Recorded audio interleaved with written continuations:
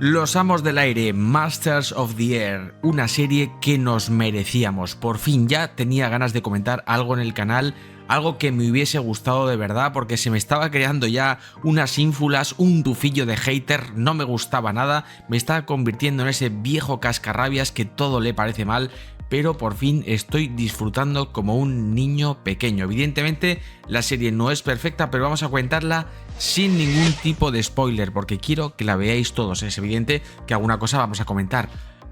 Alemania pierde la guerra, ¿vale? No se lo digáis a nadie.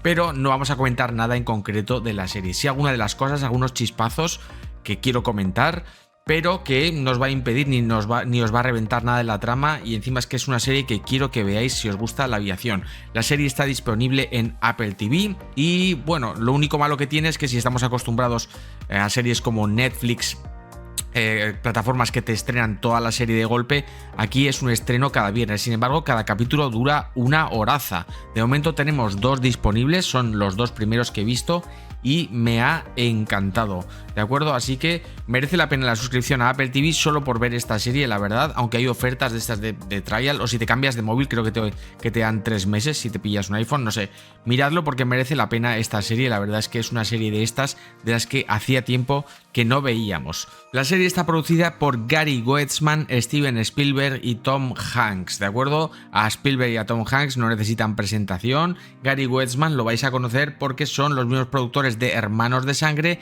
y de Pacific. Son 2 series también brutales de la Segunda Guerra Mundial que ya tienen su tiempo. De hecho, pues fijaos que van haciendo estas cosas cada 10 años.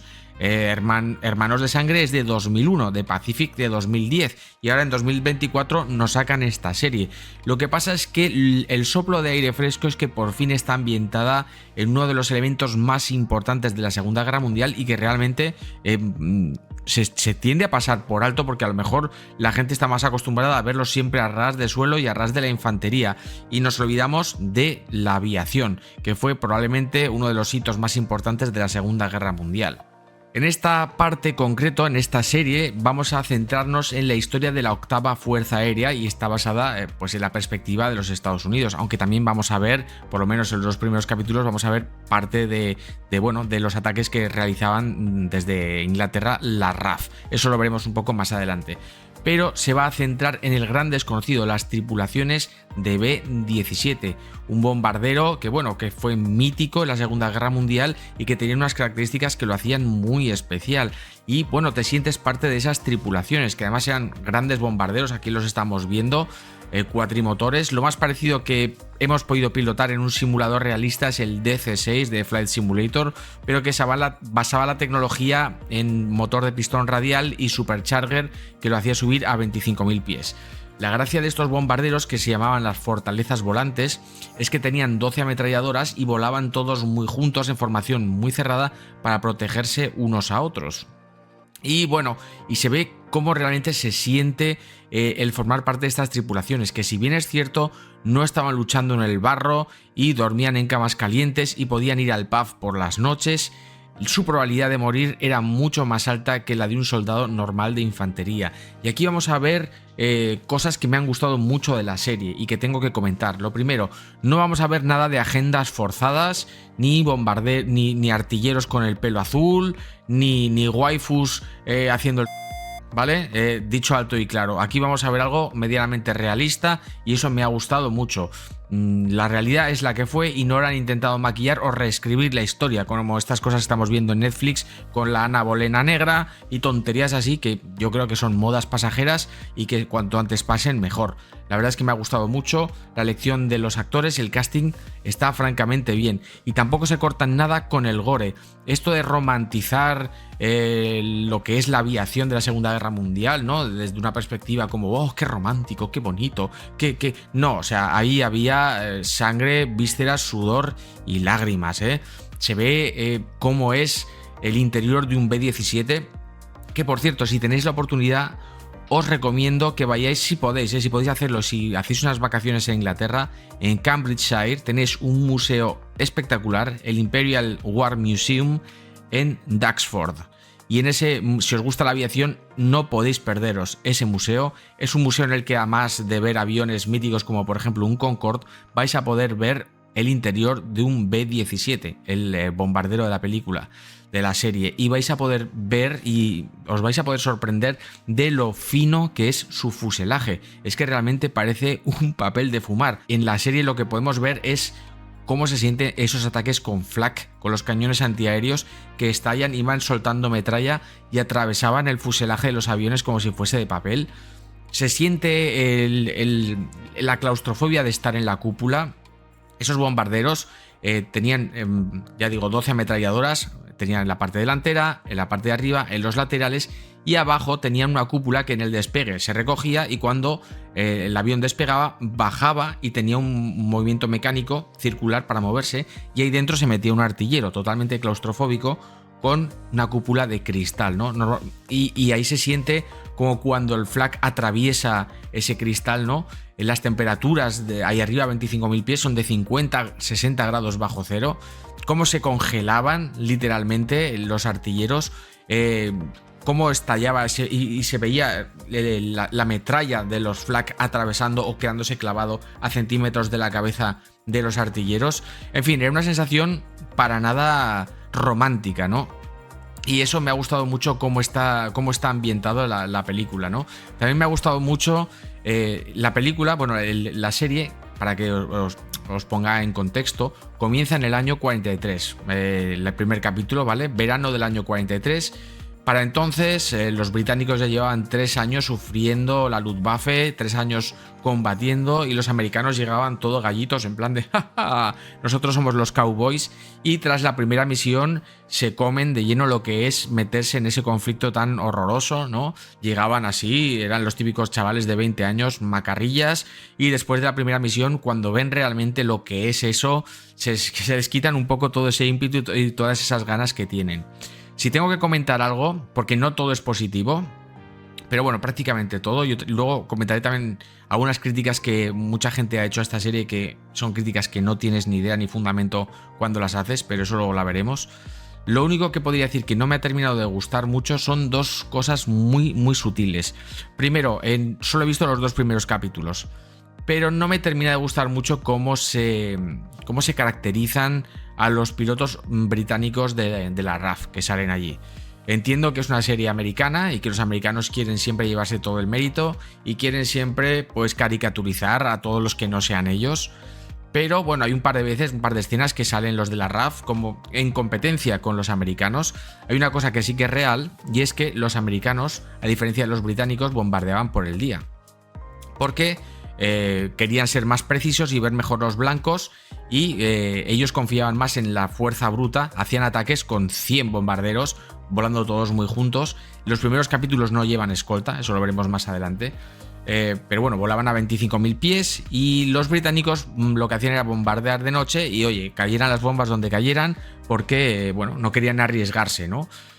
Por lo menos te puedes evitar a lo mejor cierto tipo de cosas, pero luego, según se ha sabido más adelante, no era tan efectivo bombardear de noche, porque los alemanes ya disponían de radares para avisarles cuando venían y podían disparar el flak de manera exactamente igual que cuando venían por el día, porque bueno, a veces si estaba nublado es lo mismo, ¿no? Entonces disparaban a distintas altitudes el flak y fragmentación, y cayese donde cayese, algún bombardero te llevabas por delante. Y luego las interceptaciones nocturnas de la Luftwaffe fueron muy exitosas también. Desarrollaron también la visión nocturna se desarrolló en la Segunda Guerra Mundial, y muchas maneras de adquirir bombarderos por la noche se hicieron, con lo cual también caían muchos por la noche. Pero bueno, sí que es verdad que la manera en que cómo se describe a los británicos no me gusta. Eran unos tíos que llevaban combatiendo desde el 40, cuando la batalla de Inglaterra, que se habían comido mucha mierda, que les habían dado muchas hostias en Dunkerque, que habían bombardeado Londres, que habían bombardeado la isla, que estaban ya hasta los huevos, y en el 43 habían aguantado muchos, y los otros acaban de llegar. No me vengas de vaquerito, tío, que esta gente lleva 3 años luchando y tú acabas de llegar. Pero bueno, habrá que ver cómo se desarrollan los siguientes capítulos. Otra cosa que he hecho un poco en falta es que cuando hay cruces con la aviación enemiga, en los 2 primeros capítulos, pues hemos visto Focke-Wulf 190 y unos Junkers. Lo sabes porque te lo dicen y porque tienes que pausar la imagen, pero se ven muy fugazmente y el cruce es ultra rápido. Yo entiendo que eso lo hacen para dar más sensación de pues de miedo en el espectador, de que se sienta un poco lo que sentían los artilleros, que era todo realmente súper rápido. Pero creo que aceleran un pelín la imagen, ¿vale? No mucho, pero aceleran un pelín. Y bueno, vamos a ver cómo va evolucionando en los distintos capítulos. Pero sí que es verdad que he estado leyendo críticas. Ha habido una, porque he estado leyendo críticas en las distintas páginas que van criticando la película, ¿no? Y hay una crítica que me ha hecho cierta gracia, ¿no? De una persona que decía, no, yo es que soy muy fan de la aviación y no me ha gustado mucho. Fijaos, bueno, aquí hay algunas escenas que se ve. En el momento de los combates pasan demasiado rápido los aviones. En la vida real no es así. Fijaos en videojuegos como War Thunder, que lo recrea de una manera mucho más realista. Y tú, War Thunder, tío, ¿pero qué coño le pasa a la gente con War Thunder? Vamos a ver ciertas cosas que es muy realista en la serie y gente está pensando que no es realista. Para empezar, estos bombarderos, los B-17, volaban a 25.000 pies. Y sí que es verdad que, por ejemplo, la aviación alemana, el primer cruce que hacen, el capítulo número 1, los Focke-Wulf 190 podían llegar a subir hasta 10.000 pies. Pero era un avión, era un caza que a gran altitud no se desempeñaba bien, a diferencia de lo que mucha gente cree. Era un avión muy potente, era un avión muy rápido, pero no era el mejor avión en virajes y a 10.000 pies... a esa altitud no se desempeñaba bien. Más adelante los americanos llevarían el Mustang, el P-51, que era un avión que a gran altitud era una mala bestia, ¿vale? Los 190 hacían tácticas de zoom and boom y normalmente hacían un solo cruce. ¿Qué es el zoom and boom? Simplemente subir un poquito por encima de los bombarderos, porque tampoco podían subir mucho más. Los bombarderos subían a 25.000 pies, 26.000 pies y pues a lo mejor los otros subirían a 30, a 31.000 pies. Desde arriba picaban, ganaban esa velocidad y luego se iban. Pero normalmente hacían un solo ataque y generalmente siempre desde el sol. La mayor parte de los derribos en la Segunda Guerra Mundial se hicieron cuando el otro enemigo volaba recto y nivelado, tanto de caza contra caza como otro tipo de ataques. Entonces, para el primer ataque para sorprender a los artilleros y luego ya no hacían más, hacían un solo cruce. ¿Por qué? Porque la formación de bombarderos tan cerrada era un suicidio. Entonces, picabas, ganabas velocidad, atacabas y te ibas. No hacías más. Y luego hacías otro ataque, a lo mejor a la vuelta cuando estaban volviendo. ¿Qué es lo que hacían los alemanes? Que ya tenían radar. No solamente los británicos, sino también los alemanes tenían un radar. Detectaban cuando iban a venir los bombarderos, despegaba la aviación enemiga, les daba tiempo a ganar altitud, que les costaba mucho llegar allí, les esperaban y hacían un ataque generalmente desde el sol, para intentar pillarles más o menos desprevenidos. Entonces el cruce era muy rápido realmente. No es como, no, es que War Thunder, no, esto no es War Thunder. La vida real era diferente. Entonces sí que era un cruce muy rápido. Y si además los pillabas desde frente, que generalmente era desde donde intentaban pillarlos desde el frente, el bombardero está volando a cierta velocidad y el Focke-Wulf picando a cierta velocidad. En el cruce la velocidad es rapidísima cuando están pasando. Entonces, ¡bum! Y son cazas muy pequeños, realmente lo vas a ver muy rápido. Esa parte... Aunque sí que es verdad que creo que han aumentado un pelín la velocidad, pero lo considero bastante realista, bastante más realista que en otras muchas series o películas que hemos visto. Es que el cruce era muy rápido y tened en cuenta que salvo la burbuja de abajo, los artilleros que están en los laterales solo tienen cierta visión periférica que ¡buah! Pasa muy rápido el avión, no te da tiempo. La táctica de los bombarderos era cubrirse unos a otros para cubrir los 360 grados en una burbuja. Por eso, si se quedaba uno rezagado, a ese se lo cargaban, ¿vale? Pero bueno, la verdad es que muy bien. También me ha gustado mucho, por ejemplo, cómo se va viendo en la primera escena. Hacen un aterrizaje en Groenlandia cuando vienen de Estados Unidos, Groenlandia, para repostar y luego ya se van a Inglaterra. Y hacen un aterrizaje con vientos cruzados que me ha parecido una maravilla. Los paisajes son una pasada. Sí que es cierto que lo he visto varias veces. En ese aterrizaje con vientos cruzados hay normalmente mucho viento. Y el ATC dicen, tenemos vientos cruzados de 40 con rachas de 50. No te dicen de qué. En Estados Unidos lo normal es que te la dieran en nudos, ¿vale? Pero creo que ha sido un error de traducción y que estarían diciendo esas unidades en millas por hora de aire, o en no creo que en kilómetros, ¿vale? Yo creo que en millas. Es que tener en cuenta que la aviación en esa época estaba en pañales, no es como ahora. La aviación ahora, todas las velocidades te las dan en nudos y las altitudes en pies. Pero entonces tened en cuenta que era un caos. Por ejemplo, los alemanes y soviéticos trabajaban en el sistema métrico y tanto las velocidades como las altitudes eran en kilómetros por hora y metros. Los británicos tenían millas por hora y la altitud en pies. Y los americanos iban mezclando nudos con millas por hora y pies, hasta que más o menos se estandarizó todo. ¿Por qué lo digo? Porque 50 nudos de viento cruzado es una barbaridad. Eso no hay ningún avión que lo pueda soportar de esas características. Es mucho más de lo que puede soportar, por ejemplo, un Airbus A320 moderno en vientos cruzados. Entonces ya cuando sacas los flaps encima, que tenía que sacar unos flaps enormes que se va moviendo, 50 nudos de viento cruzado son más de 100 km por hora de viento cruzado, es una barbaridad. Yo creo que sería más o menos en kilómetros por hora 50 km por hora de aire de viento cruzado, que sigue siendo mucho, pero no siguen siendo 110 km por hora de viento cruzado, que eso no hay Dios que lo aguante. Pero vamos, imágenes muy chulas, se ven las checklists de encendido de motores de los bombarderos, se va a ver el interior, se ve la cantidad de gente que necesita un B-17, que tienes el piloto, el copiloto, el navegante. La historia del navegante es buenísima, el navegante que se marea, ¿no? Muy chulo. Luego tienes el ingeniero, tienes también el que se encarga de las bombas, el bombardero, y luego todos los artilleros, ¿no? Es una tripulación enorme para el interior de un bombardero y pues bueno, me parece muy curioso verlo. No tenemos ningún B-17, ningún simulador. El único que hay es el de Microprose del año 92. Los simuladores más modernos ahora, el IL-2, no tenemos bombarderos grandes, tenemos solamente bombarderos medianos, como por ejemplo el Heinkel o alguno parecido, pero no tenemos los grandes bombarderos en ningún simulador. El único parecido, ya digo, que no es un bombardero, es el DC-6 que podemos volar en Flight Simulator a nivel profesional, ¿eh? No me refiero a un mod o uno que le des al control E y enciendas el motor, ¿vale? El DC-6 de Flight Simulator es una auténtica maravilla. A la hora de la gestión, yo tengo varios vídeos de él en el canal. La gestión de motores que tienes que hacer, lo que tienes que hacer para subir a 25.000 pies, la gestión del supercharger, todo. Es una auténtica pasada. Y aquí viene otro tipo de historia, ¿no? Lo que vamos a poder ver en el futuro, que yo creo que lo van a poder poner muy bien y veremos cómo operaban unos y otros, ¿no? Que los americanos ganaron por fuerza bruta y también porque fueron capaces de desarrollar este avión que hemos visto ahora, el P-51, el Mustang.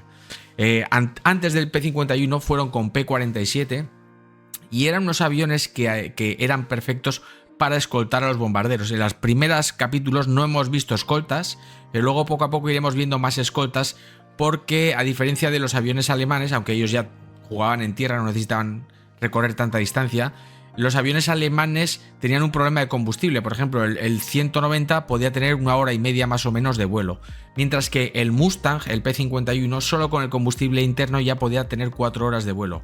Pero luego le podían comprar tanques externos desechables, que soltaban los tanques, que podía aumentar muchísimo más su tiempo en vuelo y podía acompañar a todo este grupo de bombarderos. Ya poco a poco empezaron a llevar a los P-51. Antes llevaron ya a los P-47.